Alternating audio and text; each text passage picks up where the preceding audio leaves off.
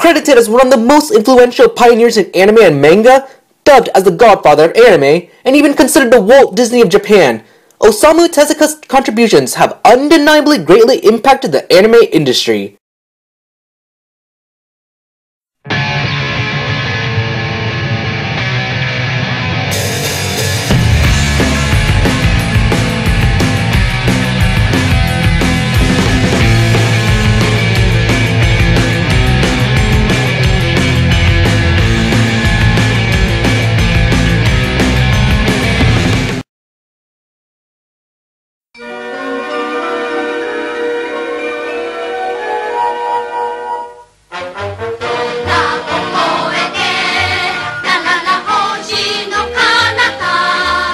The 60s began seeing the introduction of televisions into homes, which would slowly shift the popularity of cinema to TV series.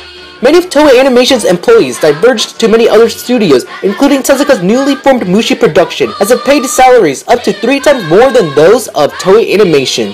Mushi Production debuted with Tales from a Certain Street Corner, an experimental anime film that tested the animation capabilities of Tezuka's team.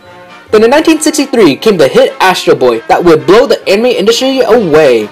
It was the show of the decade, with television ratings peaking at 40.3%. To put into perspective, something like the Super Bowl regularly achieves TV ratings of at least 40% when it airs, and peaking at 49.1% in 1982. Unfortunately, the productions of Astro Boy turned out very costly for Tezuka, causing Mushi to be constantly burdened with debt. Tezuka's business model was impractical, as he rarely broke even.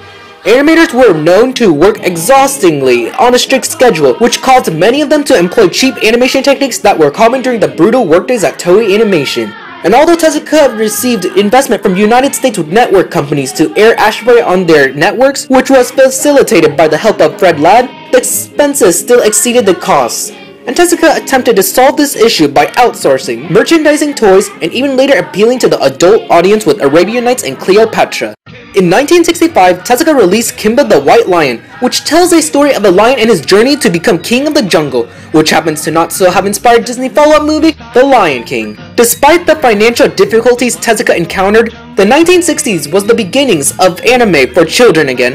The anime style look to Astro Boy, the further popularization of cheap cutting animation techniques, and the costly expenses and rigorous work involved in the productions of anime that would shape the anime industry for decades to come. Aside from Tezuka and his hit Astro Boy dominating anime, Speed Racer came around and was aired in the United States alongside with Astro Boy.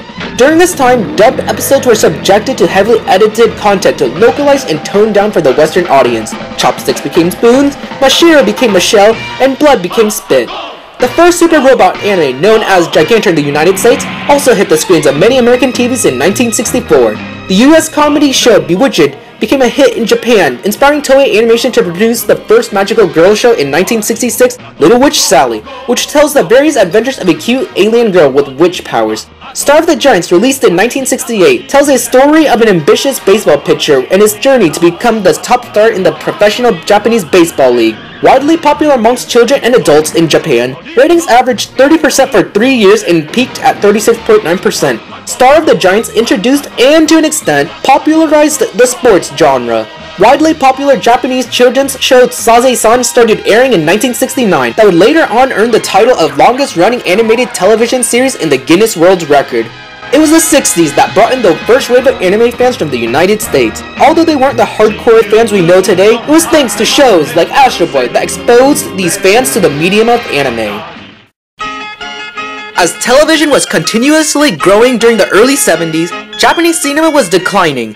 Tezuka's debt finally made Mushi Production declare bankruptcy in 1973, sending many of its animators off to form Sunrise, the same studio that would bring us the Gundams and Code Geass, and also Madhouse, the studio that would create many shows and movies we love, including Death Note, Trigun, and Summer Wars. Toei Animation reduced its productions of anime movies for the cheaper growing market of TV shows. The iconic Japanese Rocky, adapted from the manga Ashide no Joe, began airing in 1971. That same year, Lupin III also began airing. In 1972, Mazinger Z planted the seeds for the boom of the mecha genre, which is a sci-fi genre centered on people piloting robots.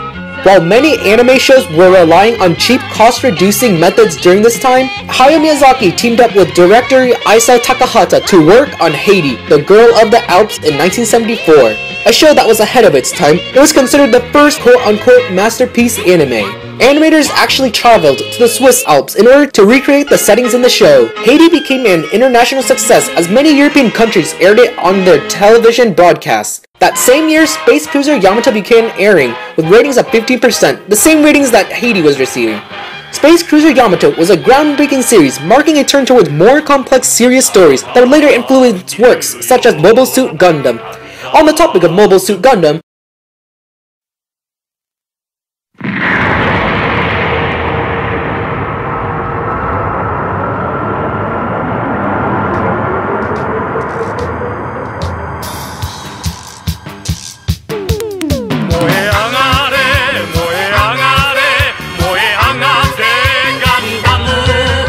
that show revolutionized the mecha genre, immensely impacted the anime community years later, and later also becoming synonymous with the term mecha. Despite being unpopular when it first aired in 1979, in fact, the series had to be cut down to 43 episodes from 52, these titles showed a progression of the sci-fi genre in anime, as shows shifted from more superhero-oriented fantastical plots to somewhat more realistic space operas with increasingly complex plots and fuzzier definitions of right and wrong. As the 70s drew to a close, anime was appealing to the mature audience. Fanservice, a term that usually refers to sexual-esque content, began servicing the dicks. Television boomed, and merchandises and toys for anime began exploding, credited to the maturing fandom. 1977 was the year in which anime fandom introduced itself into the anime culture. It was during this time when the generation of children who had grown up watching cartoons finally hit their teens, whose disposable income was able to buy them the first anime magazines and rent the first anime videos. The first issue of the anime magazine, Animage, in 1978 was able to talk about the lingering popularity of Space Cruiser Yamato, the historical value of Takahata Aisao's Little Norse Prince, and the best current anime on TV. The spin-off movie from Space Cruiser Yamato introduced the concept of fan initiative that had fans help promote the film. The concept we have seen today with the relatively recent Kickstarter campaigns such as Little Witch Academia. Infamous Detective Lupin got a second season in 1977, and Space Pirate Captain Harlock received an anime adaptation in 1978. Children's show Doraemon released again after its unsuccessful broadcast in 1973. Best-selling manga Rosa Versailles received an anime adaptation, a show incorporating elements of the French Revolution, cross-dressing, and the glorification of homosexuality. It defined the shoujo genre and offered a breath of fresh air during a time of space and mecha anime.